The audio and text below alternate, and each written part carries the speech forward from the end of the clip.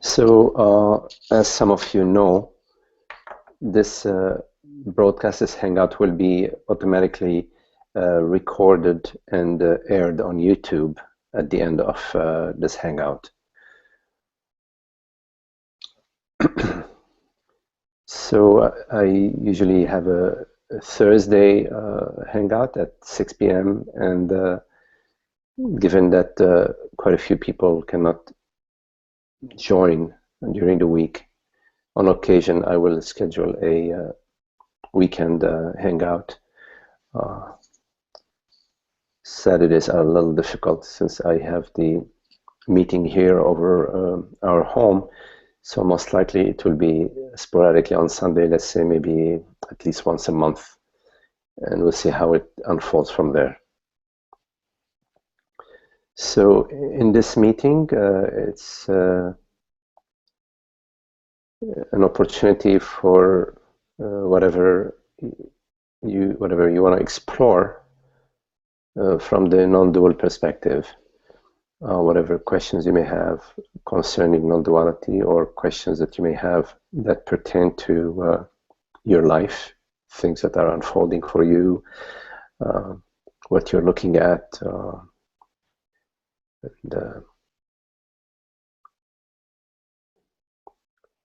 so if there are any questions, just feel free to share them. You can just simply speak your question or write it in the comment in the notes to the right, bottom right hand corner.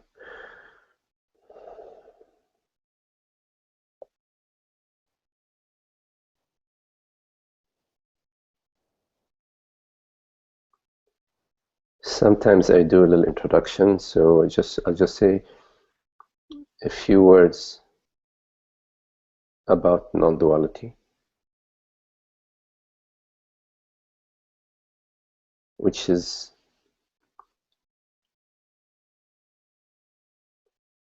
the reality of consciousness, that basically there is one reality, and that is the reality of consciousness. Consciousness being whatever truly hears these words, whatever truly perceives this perception. There is a reality to this perception, and the reality of this perception belongs to whatever truly perceives. That is what I refer to as consciousness, the reality of consciousness. So there is one reality, which is the reality of consciousness. And this reality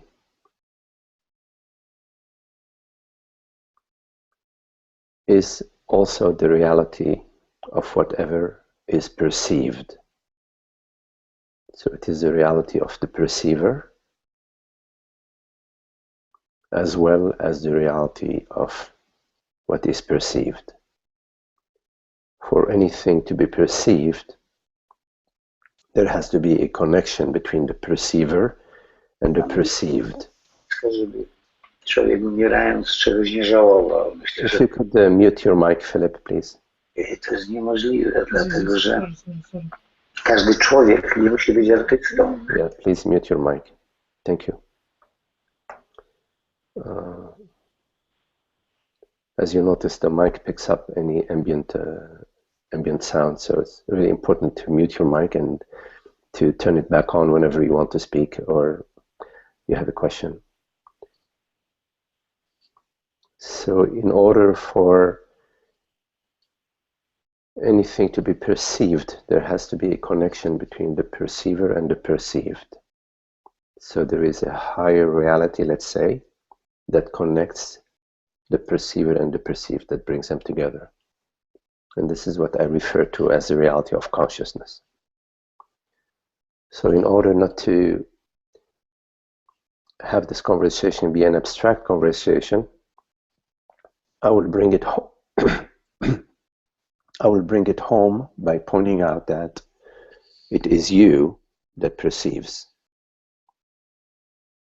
You, whatever that is the perceiver of this perception, is the true perceiver of this perception. So we're talking about the reality of consciousness, meaning your reality, the reality of the self. Now, due to our conditioning and due to the maturing process in our contemplation, we have the impression that what perceives this perception is a man or a woman, is a person. This is due to the belief that I, meaning I awareness, I consciousness, I'm limited to this body-mind. So we equate consciousness with mind, with body-mind. And when we equate consciousness with body-mind, we experience a sense of limitation and a sense of unhappiness and incompleteness that is intolerable, that is unhappy, and therefore we engage in the quest for freedom and happiness.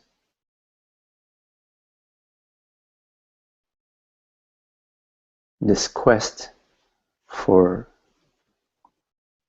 peace, freedom, and happiness is the holy quest.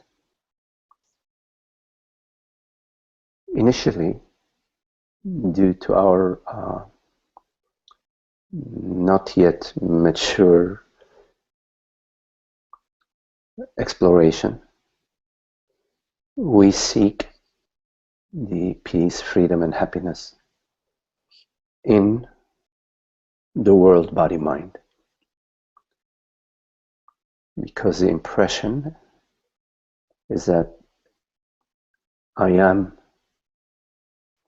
a mortal body form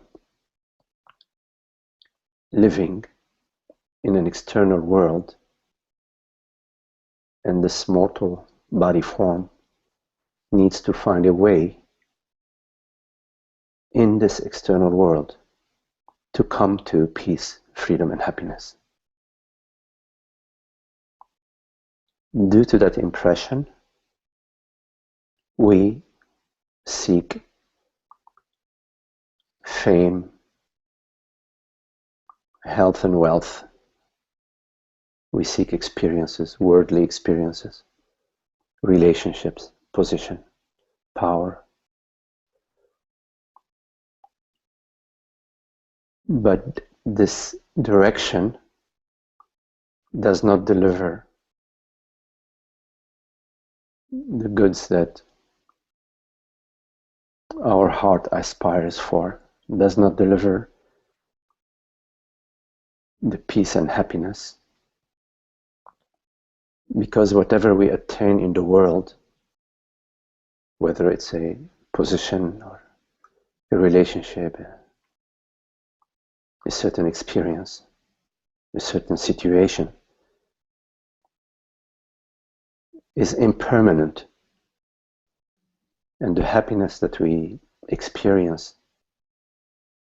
in attaining these worldly goals is short-lived and depends on the object, on the form that we have sought to acquire and to possess and to attain.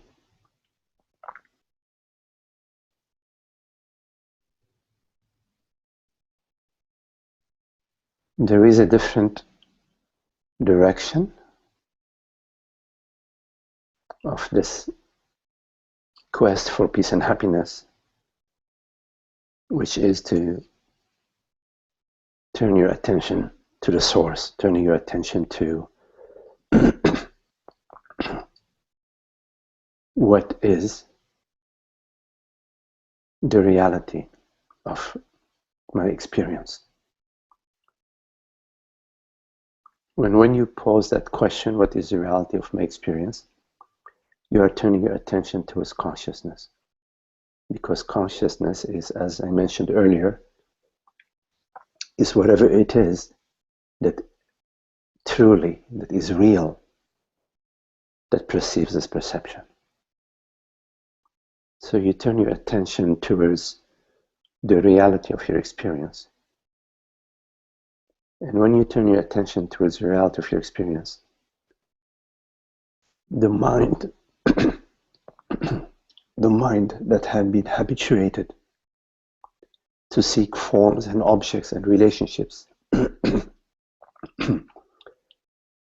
finds itself out of a job, because now you are turning your attention towards something that is not an object, that is not a form. So the mind does not know how to seek it, and it comes to a stillness, because the reality of your experience cannot be discovered indirectly via thought or via experiences, via relationships. It can be attained directly by going directly to the source.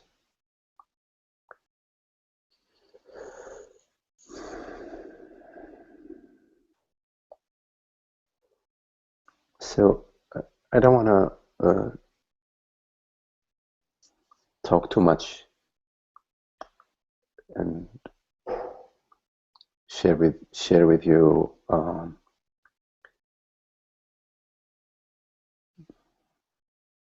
talk about non-duality. So if you have any questions, we can contemplate whatever questions you may have.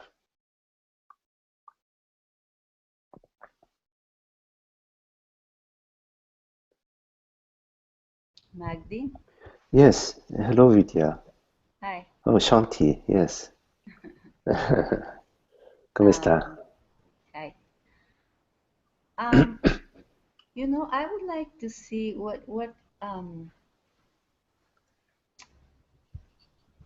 you know, there is understanding of what you're talking about, and actually this that happened to me, um, breaking my little toe, has been humbling in a way, because I've been kind of preaching that, you know, like, do not identify. We are not a body, we are not a mind. And suddenly, when some little thing happened, um, everything suddenly got contracted. And there was a total identification with the body, because, I mean, it is true that we are not this body, but we have this body and we live in this body, and we have to deal with something that comes and goes, like the body, you know? So, do you have Mm-hmm. any Yes, advice? yes, Shanti. So if you turn your attention to your experience of the body, Shanti, you have to suspend all your beliefs for a moment about you have this body, etc. You are in this body, whatever. You know, you suspend. You go directly to your experience of the body, which means if you can go to your experience of the body right now, you know your body as bodily sensation, whether it's a painful sensation in your toe or a sensation in your shoulders, in your face, or a general bodily sensation. So like in deep sleep, there are complete absence of bodily sensations. So in deep sleep, in your experience, there is no body. But right now, if you turn your attention to what your experience of the body right now is, you will find that your experience of the body is through a bodily sensation appearing to you. And I don't mean one bodily sensation, it shifts and changes, but there is a network of bodily sensations. And there is also a sense, it's like let's say a background sense of the body that's around. And in this background sense of the body, there are, you feel your shoulder, you feel your toe, you feel your belly when you're hungry, you feel the tiredness when you have had a long day of work, etc. So you know your body as bodily sensations. And you also, and I'm inviting you to look with me right now, you also know your body in this moment as thought. There is the thought of your body, an image maybe, a memory of your body. There is a thought. Please mute your mic. There is a thought or an image or a memory that also may appear to you. Female image, male image, whatever. And also, in this moment, you know your body as, for example, a perception, like by perceiving your legs, your arms, your hands, or your image in the mirror, a reflection in the window. So that is our experience of the body. And if you are with me up to now, that we know the body via bodily sensations, thoughts, and perceptions, the next thing to point your attention to is that these bodily sensations, thoughts, and perceptions arise to you as awareness. In other words, without awareness of a bodily sensation, without awareness of the pain in your toe, there is no pain in the toe. It's like anesthesia. So these bodily sensations, thoughts, and perceptions appear in awareness. And the awareness is what you are.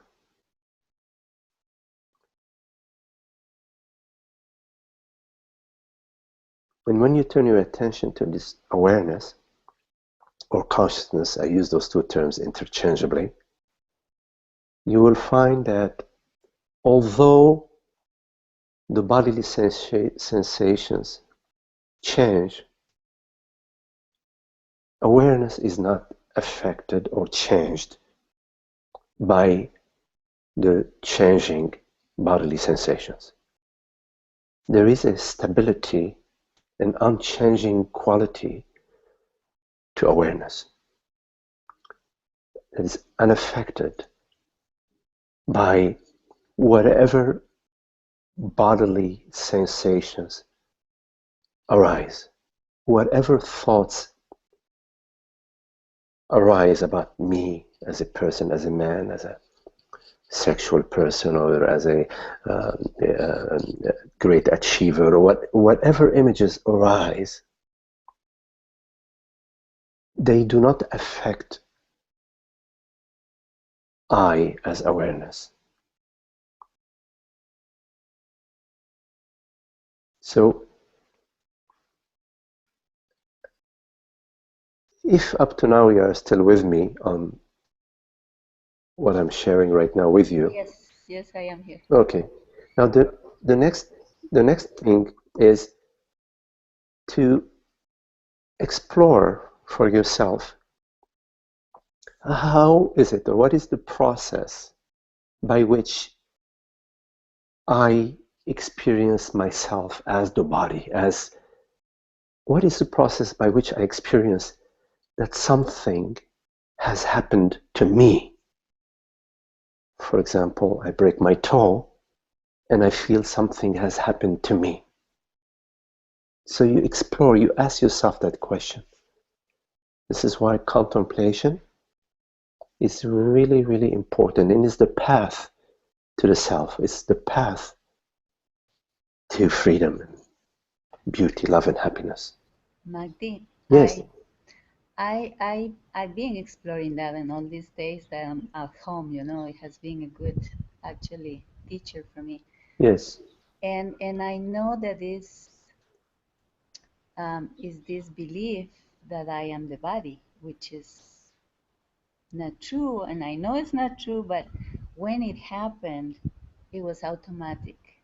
It was yes, like automatic. So I have had to go through a process to kind of digest and come to this calmness that it's okay, it's the reality of the body is that it's not permanent, that's yes, going to change, and that's going to die. I mean, it's kind of yes, like it was kind of facing what is real, right. but it took me quite a while. I mean, it took me a, Okay. a It's big process to digest yeah. that. That's okay. That's And good. I think that I processed that, but still, I don't know. Like I'm waiting for a month, like all this month until the end to see if they have to do an operation. And I don't know if they tell me that if I will go back to the panic and again to to the same process I went through again. Because it's like automatic, comes automatic. Well, Shanti, you will cross that bridge when you get to it, and also things That's a good change. one. No, I mean, of course, yeah, but also be open to the possibility that things might change, meaning that you might find that whenever the news comes that you need to do an operation on your toe, be open to the possibility, you don't know, that you will be serene and unmoved and untouched. Okay, what is a good date? You look at your schedule, say, okay, how is it going to affect your work? Well, I'm going to have to It's affecting not, you really. yes, I have to Yeah, notify my clients. yeah, So you, it's really important that you recognize that all events are cosmic events. They're they're they're arising as it's a out of a wider out of a larger dimension than the me dimension. It's it's a cosmic event, and so when you consider that, you remain in your openness. yes, You and kind of looking for what is the gift in yes, the happening. beautiful, beautiful. Yes, that's very beautiful.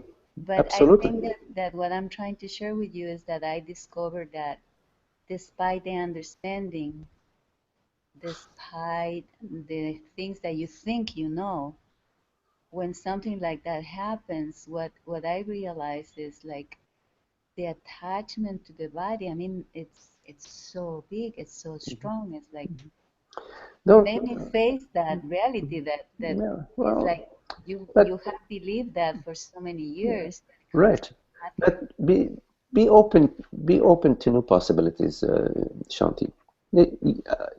don't emphasize that aspect of your experience, that, oh my goodness, how powerful is the identification, how powerful is the conditioning.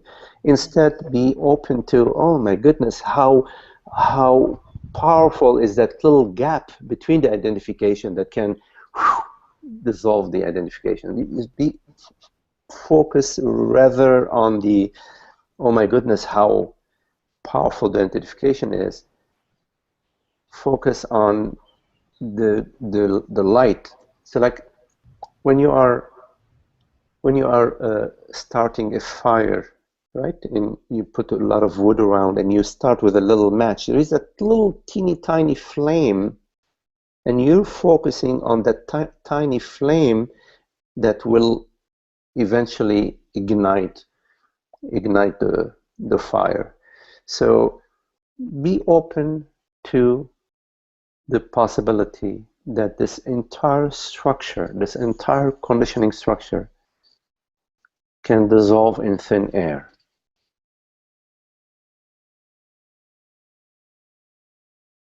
Thank you, Magdi. That helps. Yeah, being focusing in the opposite side. Yes, just remain with, whenever you come to this moment of presence, just love that. Mm-hmm. Yeah. And remember that. Yeah. Like when you go to a party over some friends and you have such a beautiful time, you're all together, really loving being together, and then you leave the party, you remember that. A month later, you remember the beautiful time. When you come to this presence, just love that and remember that. Yeah, that's nice.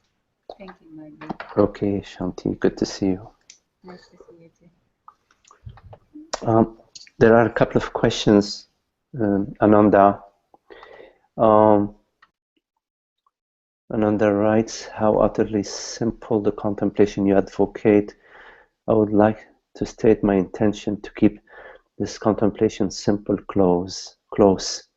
Also, I love to let my energy and attention be unleashed. I love the talk you started with.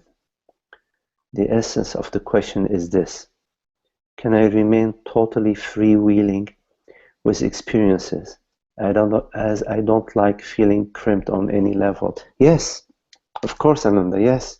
Why not? Why not? Why not?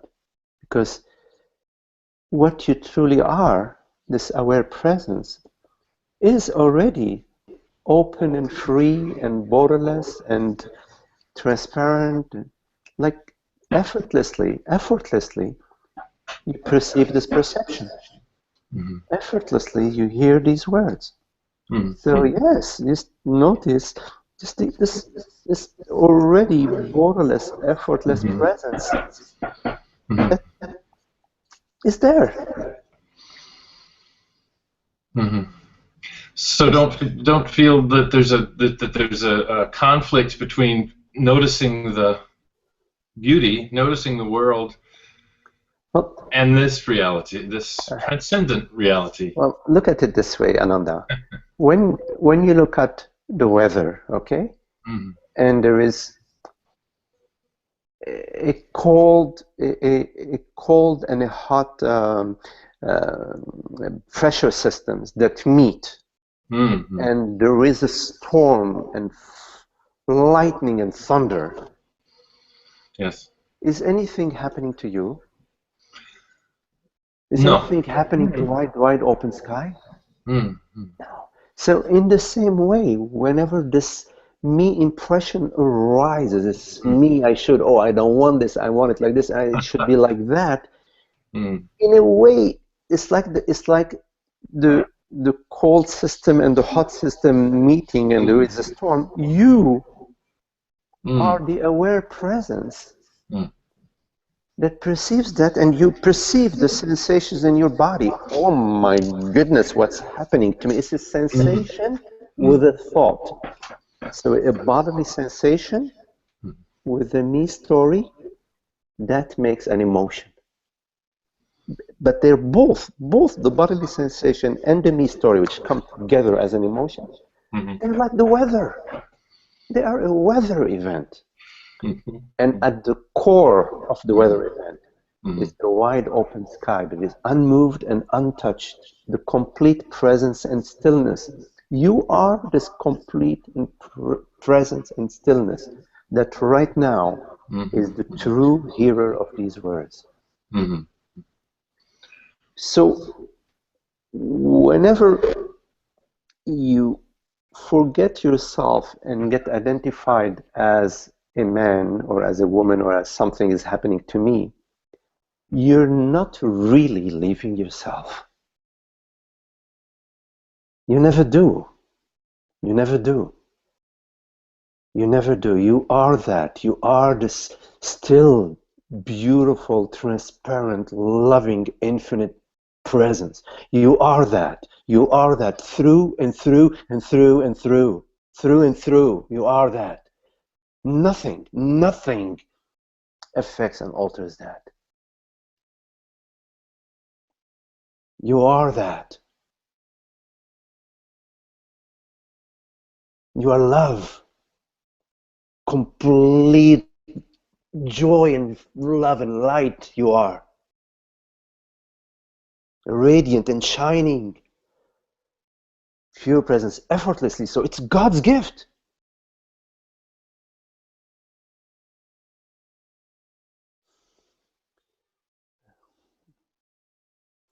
I don't hear you. But recognize yourself. Stay in your recognition. Yes? Stay in your recognition. Yes. Yes. Okay? Yes. Okay? Sure. Thank you. Beautiful. All Beautiful. is well. All is well. Beyond that, all is well. Stay. Thank you. That what you are, what you truly are. Yes.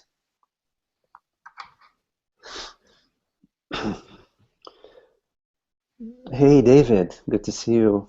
Nice. Hey, David. So, David, you ask, can I ask a question about responsibility? Yes, David, yes.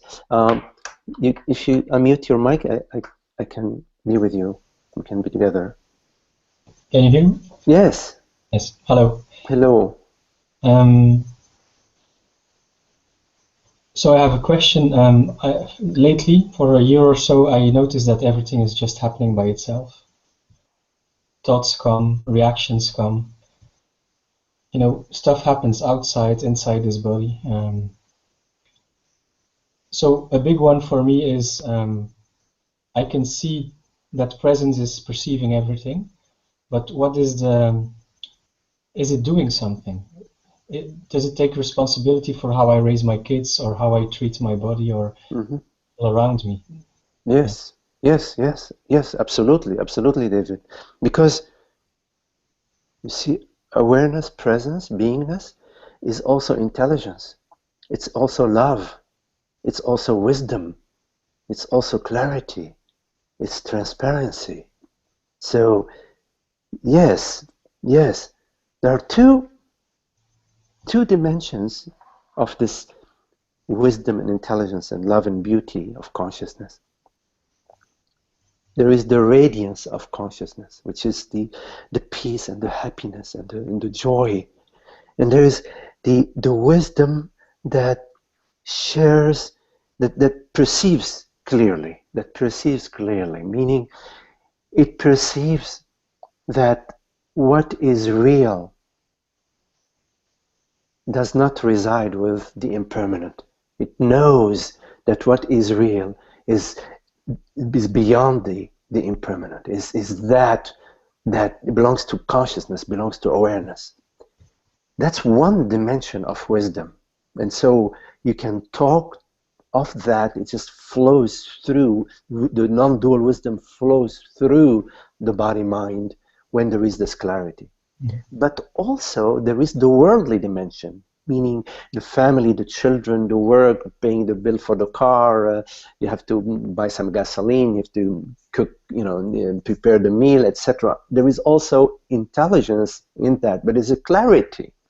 The clarity is very, very, very, very important in that there isn't a me quality in responsibility. There isn't a fear in responsibility. There is a direct response. So you perceive, for example, that you need to work a little harder this year to put some money aside for the kids in college. So there is clarity about that, and there is a scanning of the various possibilities. You know, yes, I can do this and I can do that. Maybe I can, you know, apply for this overtime position, etc. And you respond. So there is a response that comes from the clear perception of the situation.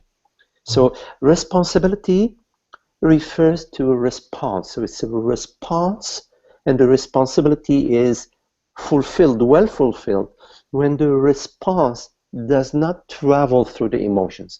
When the response bypasses somehow the emotions, that's sort of the tricky part about it, bypasses the fear, bypasses the anxiety, bypasses, oh my God, you know, can I do, bypasses all the me-doubt, the self-doubts, and the self-conditions. Then the response, the responsibility and the response is coming from just the clarity of the situation, the perception, the clear perception of the situation.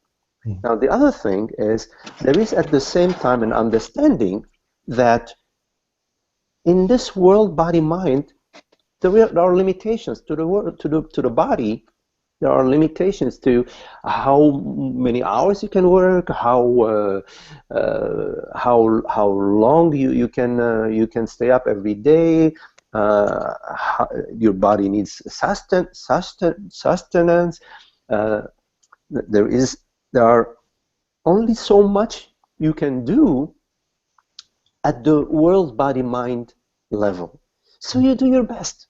You do your best, David. So you look at the situation, you say, okay, you know, this situation requires this sort of response, no emotions about it, you know. Is it possible? Yes, yes, it is. And you do your best. And what's important is that you let go of how will be the consequences, meaning, did it work out, did not work out? You just did your best. Okay, you did your best. You're at peace in a way with yourself, and all the peace of the world with you starts with the peace with yourself. So the peace with yourself is sort of the core of your world peace, of the peace in your space.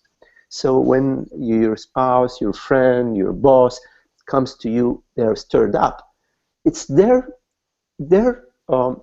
whirlpool, not yours. So you meet their emotion from your peace. From, of course, there might be, you know, a little, you're rocking your boat a little bit, but you come back to center, knowing that, you know, this was a situation. I did my decision based on the data that I had, and I did the best that I could. Of course, later on, you might find out, oh, gee, I could have taken a different route. Yeah. But at the time, that information wasn't available for you, you see? So, can I add something? Yes, sure. You said about emotions. I think that's very valuable in my situation right now. I see what you mean, and I value it tremendously. But I notice how I know I should be calm around my kids, even if they misbehave. When they're hitting and kicking each other, I should stay calm and speak with a calm voice. But I notice that again and again, I get sucked into that, you know? Mm-hmm. I interfere and I raise my voice, and afterwards I think, well, yes, when I'm peaceful, I can handle the situation much better, and often I do. But sometimes it's so automatic, so quick, the response of raising the voice or reprimanding. And like you say, for me the trick is not to get stuck in regrets. But yes. That there will be a new chance, but it's difficult. Yes, well, you learn, you know, you learn about yourself in your relationship, you know, with your kids. Mm. And your kids, they're your friends. They're your young friends, and they can understand. They can understand your feelings. Mm. You can share with them your feelings. Mm. You see, they share their feelings. They share their feelings with each other and with you, how things are upsetting them, and they're sensitive. They can sense when you are, feeling hurt, and they love you. And there is a love in the relationship. It's there. It's choiceless. It's right there. Mm. So uh, if you can, I mean, just talking to one part of it is of course a complex dynamics. Mm. But if you can um, listen to them, and in order to listen, you have to sort of make the space, pause. I know there are a lot of things in your life, various responsibilities, but part of it is to pause with your children and to be in that listening space with them. Because in this listening space, they can come to rest. They can rest in your restfulness. They, they can rest in your absence. So invite yourself. Of course, explore. It's a contemplation. Invite yourself to be in a restful place, in a listening space with your children, so that they can get to know you and not just know daddy that wants this and wants that. They get to know you, the space of you, your internal panorama, your internal, and you might be surprised at how touched they will be by that, uh, and how the consequences of that in their life are far-reaching, because once they get um, an experience of this listening space, it it will be to a certain extent part of their life, and it will help them in their life in relationships, with others and with themselves. Um, but in terms of reacting, you have to also understand that the body mind is sometimes gets overloaded. It sometimes overloaded, and it's like, okay, big deal. You know what? They get overloaded a lot, and they give you a lot of shit. Excuse my language. So, and they get away with it, right? So you do it on occasion, big deal. You know what? It's not gonna. It's not gonna define your relationship. It's not gonna define your relationship. So you're right in terms of don't be so harsh on yourself. Don't judge yourself about that. And also at the same time, like the herd, needs a herd keeper. So there's also that dimension. That, wait a minute, you know you're not alone in this space. There is mom and dad and other friends and so on. You have it's sort of also take that in consideration, and the relationship with the children is not strictly about them.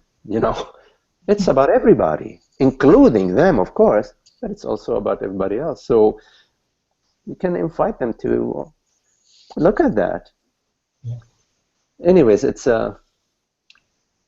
fun. It's it's it's in a way there's a sense of play about it. It's possible to have a little more sense of play about it. And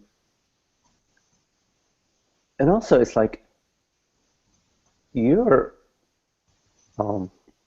in a way you're a very important guide in their space, in their life. You know, you're a very important figure that they can learn from you. And most important thing they can learn is to love. Mm.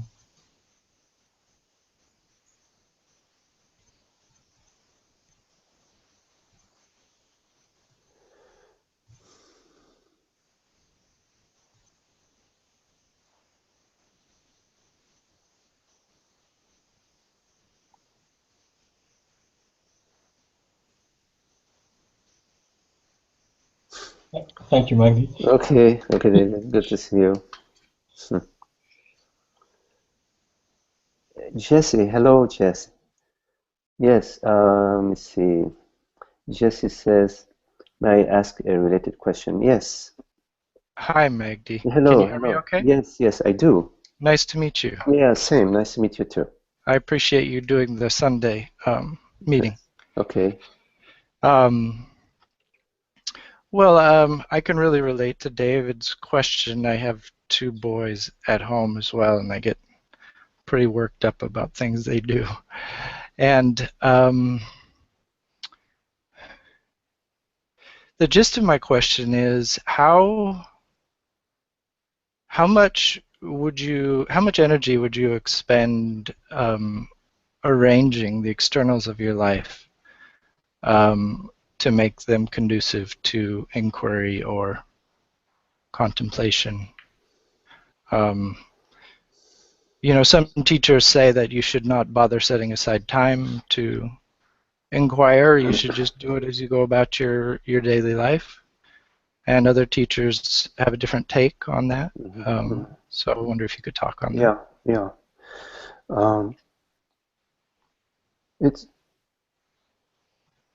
It's really important that you contemplate when you feel like it, when you are drawn to it, when it speaks to you, and not make it a practice or an exercise. So in a way, you follow your love in your contemplation, in setting time aside for contemplation. Follow your love. For years, I sat for piles and piles and piles of hours every day, but it was just coming out. It was just coming through me. There was no choice or thinking about it. I would go to retreats. I would be drawn to go to retreats, and I would be drawn to organize retreats and sit and do these sorts of practices. And then I found myself at some time not doing any sitting. I'm talking for like many years. But although I was not doing any actual sitting or practice or whatever form of practice you're doing, the contemplation continued. It continued in my daily life, in my work, in the challenges that I had in my marriage and work with my children and all. It's because the love for truth is there, and love for truth, once it's that flame is sort of just catches, it's just going to burn all ignorance. It's just going to continue to nag you and come at you, and situations will arise where you will find yourself in some sort of inquiry, maybe even in the depth of confusion, and maybe sometimes in despair. But it's all part of it. It's all part of this inquiry process, this calling to come to truth, to come to freedom, to come to God, to come to the realization.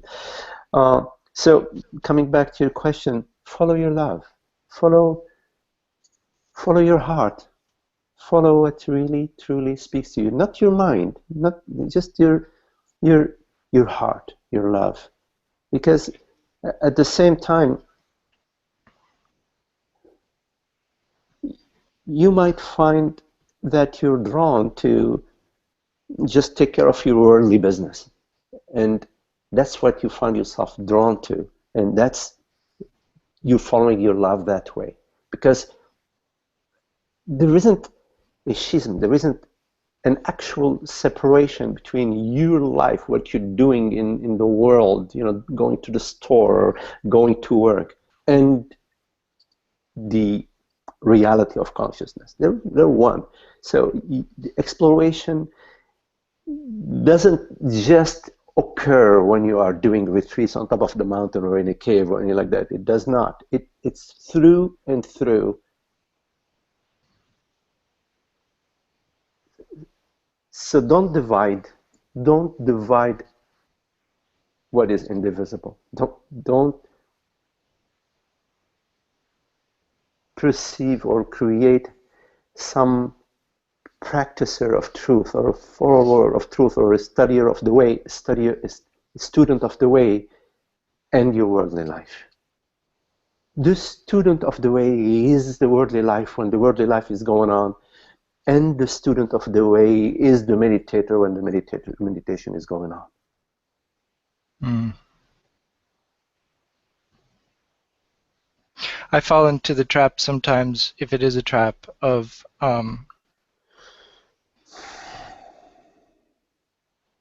doing an inquiry or trying to set aside some time, because I feel like my life runs so much more smoothly when I do that. I'm much calmer, and everything seems to flow, and so even if I don't feel particularly drawn to it in the moment, I feel like I should somehow have that be a part of my daily life. Okay, well, that makes sense to me. Does it? Okay. Yeah, what you're sharing is that you feel that this sort of practices that you do help you be calmer and smoother in your life, and you find yourself, even if you're not drawn, you find yourself drawn to these thoughts and this observation. That way, it allows my life to be smoother. Mm-hmm. Do it. Okay. Yeah, I mean, you don't have to do it. You see, that's the thing. No. You don't have to right. do it. Do it out of whenever it's possible, and see how you can arrange your schedule to do it. And if it doesn't work, it doesn't work. Mm-hmm. You remain in your freedom. You see, it's important that you remain in your freedom. Okay, well, you tried. You felt that you feel that this would it be helpful for your calmer life and so on. And you tried to do it, and you wanted to do 5 hours a week, and you were able only to do 2. Big deal. Right. Yeah. Right. Yes. Yeah. So you remain in your freedom. You remain remain in your joy. Remain in your happiness. Remain, because that's what you love. That's what you love. You love the freedom, the peace, the joy. That's what you love. And it's available to you as soon as you love it, you see? It's available to you as soon as you love it. And what you're loving is what's already there. It's what's already shining through. And you just recognize it. You say, yes, yes to the beauty, to the truth, to the freedom, and okay, I wanted to do this, it worked this way, it didn't work, it worked that way. Okay, Mm-hmm. Okay, as soon as you come to it's okay. It's all okay. It's okay. Mm-hmm. Mm-hmm. Yeah, I find it to come through the practice or the contemplation comes through in wildly creative ways. Yes. That yes. Are so satisfying. And I come from a lot of sitting in a Zen tradition. Mm-hmm. So me too. We have a common. Okay. So there was a bit of rigidity from that. Yes. Oh yes. And it's really nice. I enjoy the non-duality tradition because it's so much more creative and colorful. And, somehow lively. The Zen time were needed. They were part of your path. You see, and might still be. And it's part of the path, and eventually, the path leads to freedom. It leads to love, beauty, joy, peace, it leads to the self.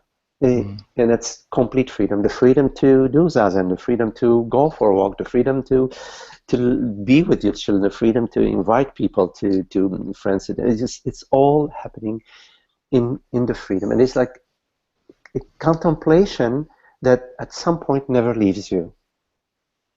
Which is the contemplation of presence, presence that is our inherent nature, and that requires no effort. It's just there as soon as you look at it. It's there, shining through as that truly is.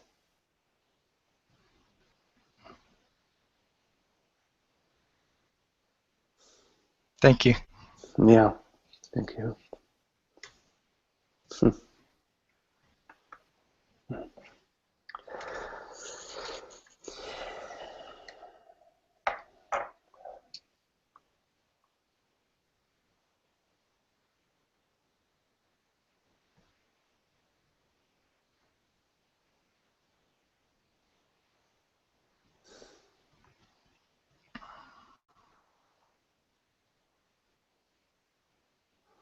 So if there are any questions.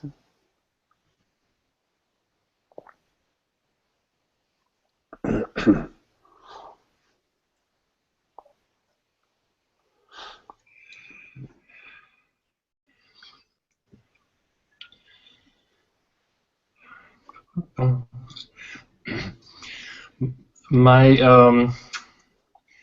my intention is to not take more time than I than I should, because I have no end to questions, it seems, as well as having some spaciousness. I have also things questions, so I wait for someone else to come in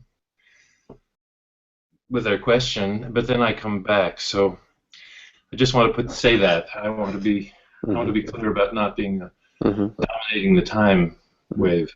Well, that's very very kind, Ananda. I recall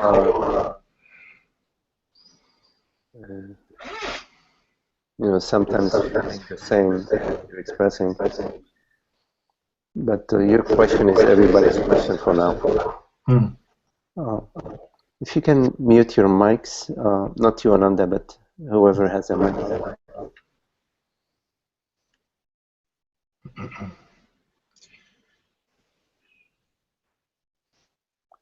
So just before you go on, just think about questions. You see, it's really important, realize this is a gathering of friends. And it's through bringing up your question that you can get some clarity about your question. It's very helpful to bring up your question. Just to formulate it whichever way it comes up, and then so we can sort of peel the onion together. Yes, Ananda. Okay. Well, your response to my question a little earlier was just beautiful. It was, be in the beauty that is somehow available to me, and I know that. So I guess the follow-up kind of thing is the ideas that, like, okay, so I can be freewheeling in my social life and my work. I'm just enjoying it all, but then there's an idea, and it comes to light often when I'm talking with someone else, and I'll say, I am so enjoying such and such. I get to go to the beach now twice a week. I'm so happy, or something like that. So now I see that there's a ideation there about what in the external is making me happy, more or less. What I'm focused on, hopefully not fixated on. But it's this tension between the contemplation of pure spaciousness and involvement with the form of things. So, Ananda,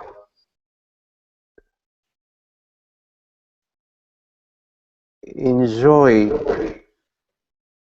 and celebrate the world, body, mind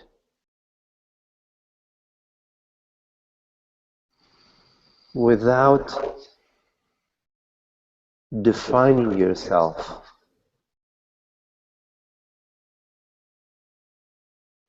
Mm.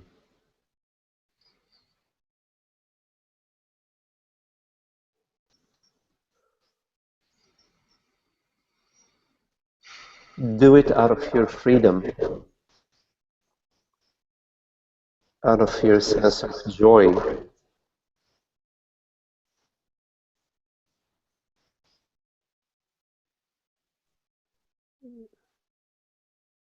There is no holding on in that. Mm.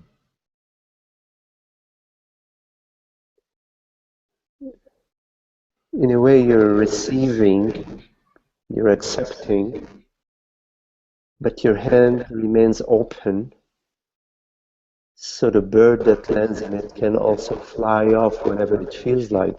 Mm. Mm. Mm.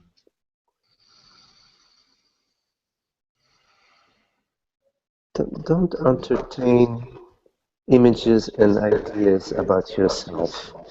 Mm. You are the one that's enjoying the beach, and you're the one who might be on the street of downtown Tripoli with their hand extended, asking for some food or for $1. Mm. You are that same one. Mm. Mm. Don't define yourself in terms of any body-mind experience. Mm. Just celebrate what is given to you. Mm. Mm. Mm. And in the celebration, as you don't define yourself, you are in the celebration and simultaneously you are in the contemplation. Mm-hmm, mm-hmm, mm-hmm. That's beautiful for me. That's the poetic nugget of this whole issue for me. Being the celebration and the contemplation. Yes. Fully both. Yes. Yes. Thank you.